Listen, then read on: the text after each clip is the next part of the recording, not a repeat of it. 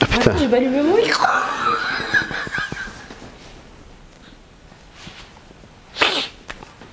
J'ai pas allumé. Je te promets que je la coupe pas la vidéo, tu te débrouilles. Tu n'as pas allumé ton micro? C'est bon, il est allumé. Mais oui, c'est bon, ça y est. Mais je viens de le faire. On la recommence? Je la coupe pas. Si, Ah, je coupe rien du tout. Si, tu attends Écoute, depuis le début. moi, mes interviews sont comme ça, sont nature peinture. Il n'y a pas de retouche, Photoshop. Mais on m'entendra même pas parler. Ben justement, c'est ça l'avantage. Donc, on va recommencer sans couper.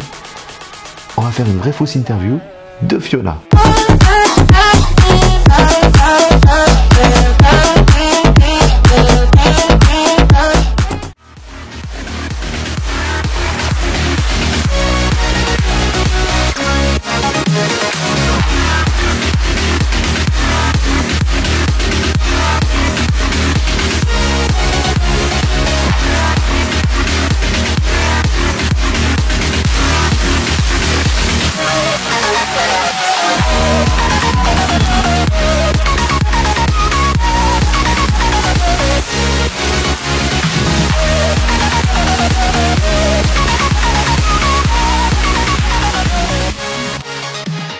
Raconte-nous un peu ce que tu fais. Salut Pat, merci de me recevoir chez moi.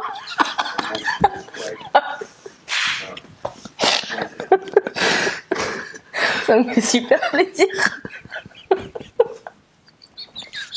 Je suis Fiona Furiosa.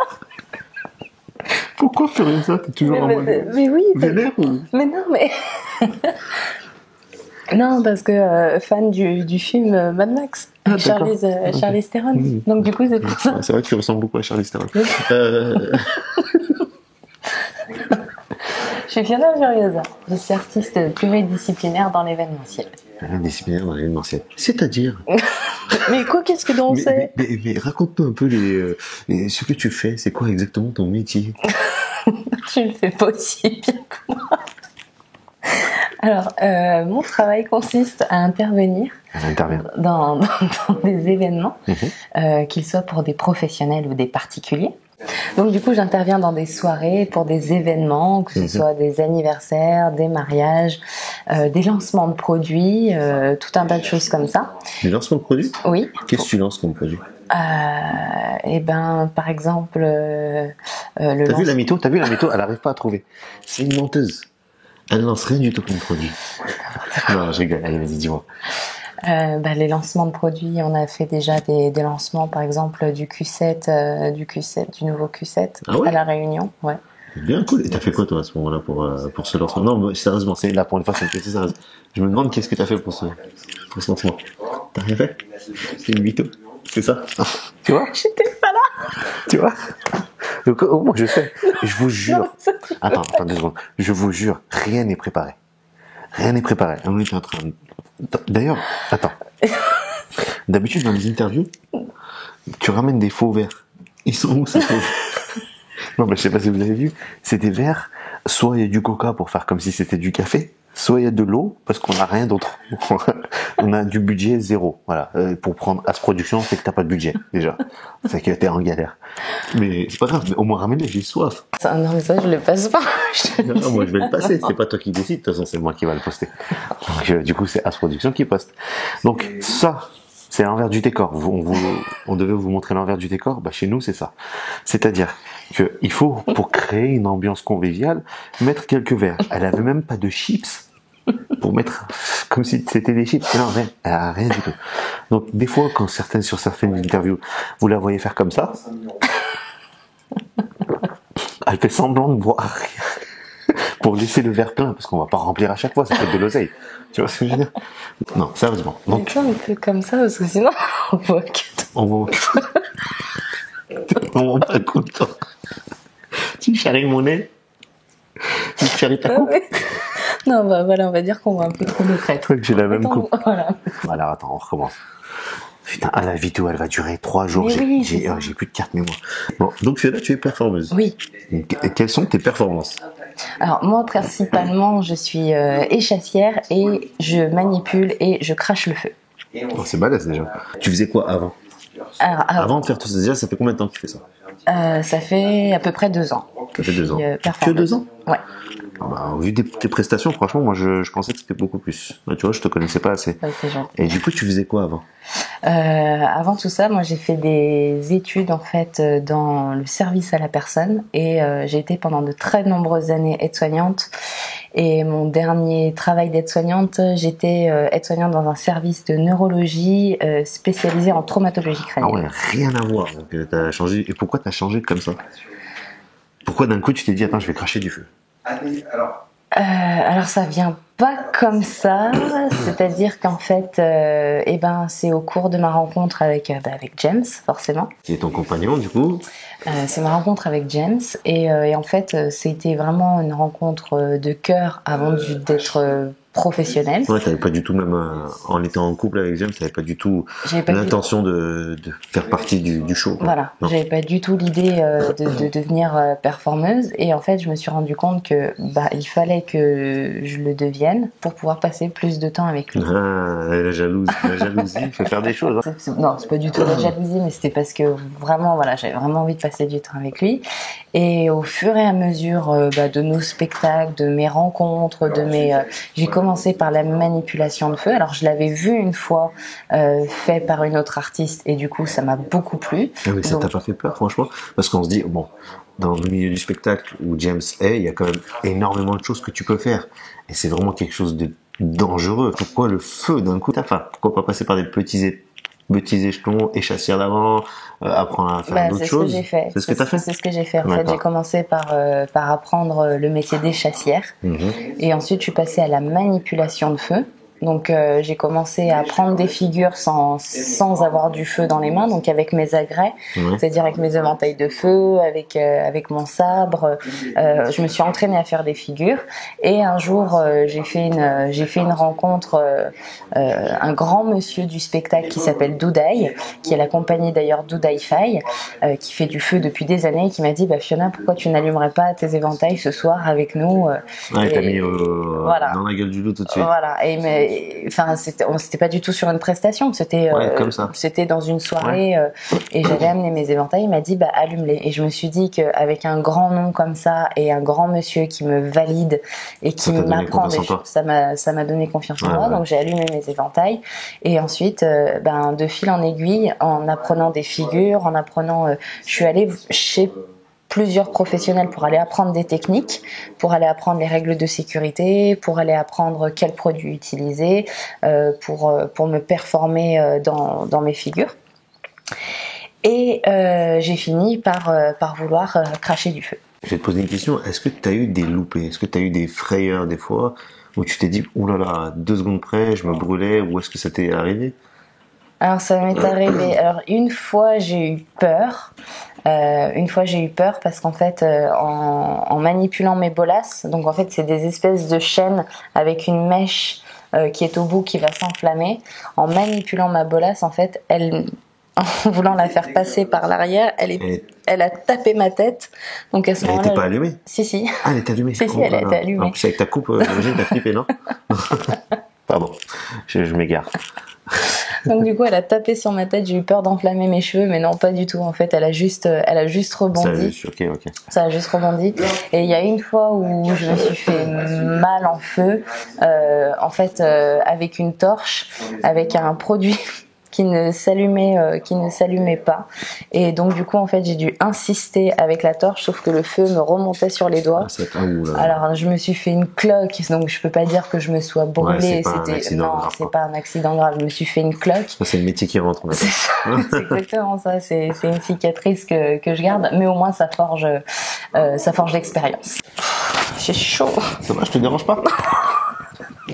Quels sont les projets qui t'ont le plus marqué? Alors il y a eu des belles dates. On a eu des dates qui ont été prestigieuses. Tu peux en parler, enfin dire des noms? Oui. On a fait pendant 2 ans les Lions d'Or. Oh, c'est joli les Lions d'Or. les Lions d'Or. Donc c'est des soirées lyonnaises qui récompensent les professionnels de l'année, les établissements lyonnais en termes d'événementiel, donc c'est-à-dire les bars ou les discothèques. Et chaque année c'est présenté par une star. Donc c'était il y a 2 ans, c'était Clara Morgan. Ah ouais. Cette année c'était Koé. Et en plus j'ai vu que tu m'as montré des photos où tu avais côtoyé tout ce beau monde. Bah franchement ouais, ça a dû te faire. Donc ça crée un sacré coup de pression quand même. Ouais. Après c'est des dates prestigieuses, mais comment dire, c'est peut-être pas forcément, c'est des belles dates qu'on garde dans la tête, mais c'est pas celle qu'on affectionne le plus. Et c'est laquelle qui est vraiment que tu oublieras jamais? Si aujourd'hui tu dois retenir qu'une date, qu'une prestation que tu as fait, ce serait laquelle?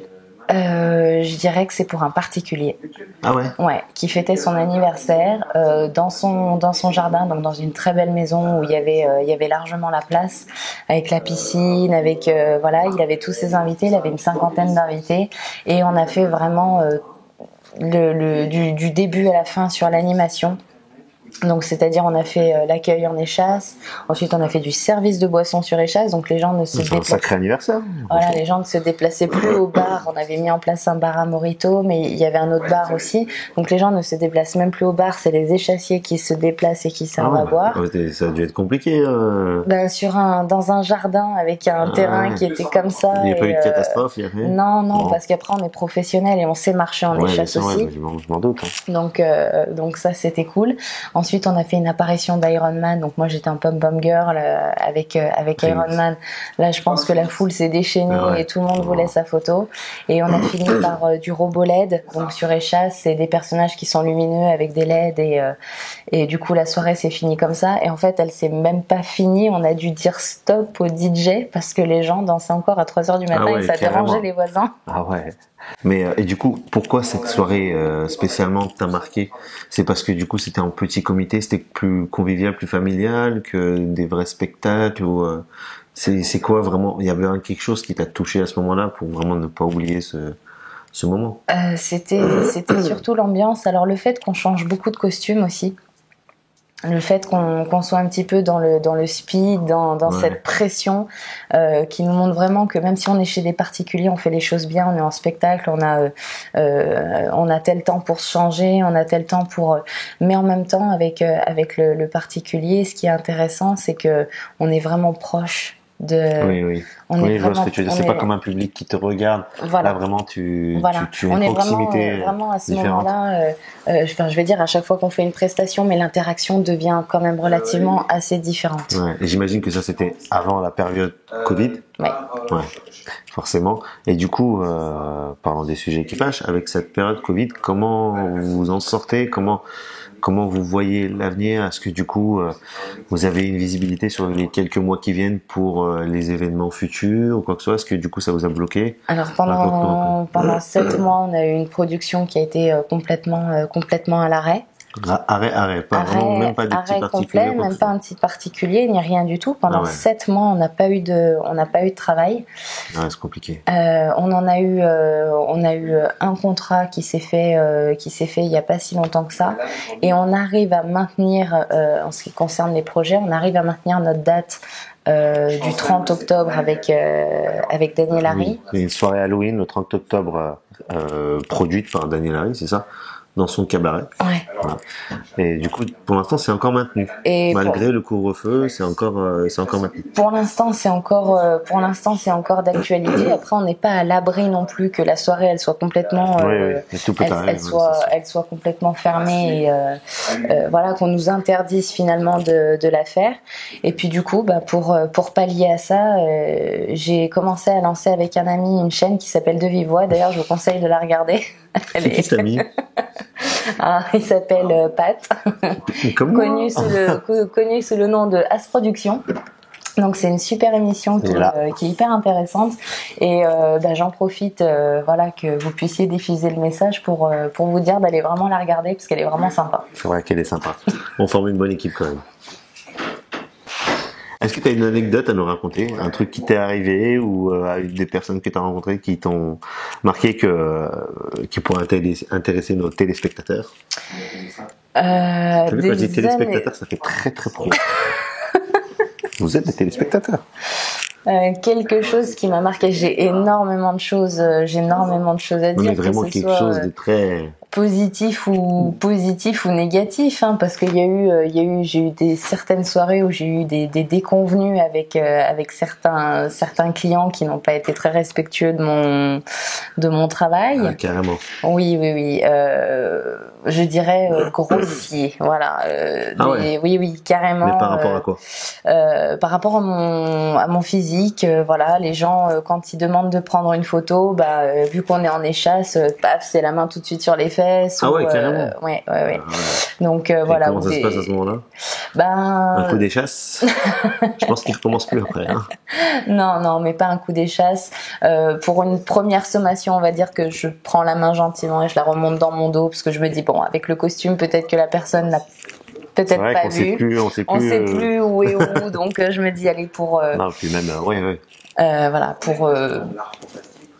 On sait jamais. Voilà, je laisse place au doute. On va dire ça comme ça. Et sinon, des souvenirs très heureux. C'est quand, c'est surtout en fait ce qui me fait vibrer. C'est vraiment le travail avec l'équipe. Donc notamment avec James.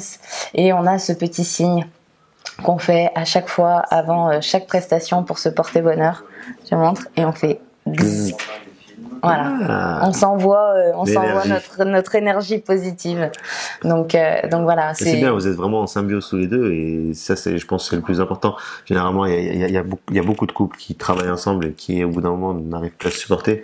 Et vous, ça se voit que vraiment vous partagez cette passion ensemble. Il n'y en a pas un qui prend le dessus sur l'autre. Au contraire, vous êtes vraiment une équipe soudée. Et moi, quand j'ai intégré votre équipe, j'ai vraiment ressenti ce que vous dégagez et je suis très fier et très honoré de bosser avec vous, honnêtement. Ouais. Normalement, tu dois dire merci, tu dois faire un bisou. Si je te fais un bisou, tu vas en avoir partout. Mais tu fais pas de bisou. Non. Tu fais pas de bisou.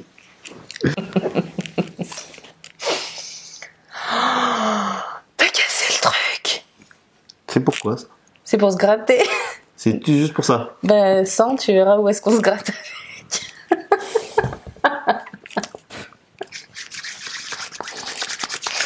Je vais boire dans mon faux verre. Si. En plus, ça a le goût du calcaire, le bordel. Et du coup, est-ce que, je vais faire comme toi quand tu interviews, est-ce que du coup, on arrive à la fin de l'interview, est-ce que tu aurais un petit message à faire passer, que ce soit personnel ou professionnel, enfin comme tu veux. Du coup, est-ce que tu as un message à faire passer aux personnes qui nous regardent? Je dirais que pour toutes les personnes qui veulent se lancer dans l'événementiel, dans tout ce qui touche à ce domaine, c'est très bien, c'est super et je les encourage vraiment à le faire. Il faut juste savoir que vous allez avoir des émotions de joie hyper intenses, des choses qui vont rester dans le cœur à jamais. Mais il faut savoir aussi qu'il y a des déceptions et qu'elles sont tout aussi fortes. Donc, on va très très haut, mais on peut aller très très bas aussi. C'est le prix à payer pour être dans l'événementiel, je dirais. On mesure pas une carrière au nombre de fois où on a réussi, mais au nombre de fois où on se relève. Et ben, sur ces bonnes paroles, je vous remercie de nous avoir suivis. On se retrouve très vite pour un nouvel épisode de Vive Voix. Santé. Ciao.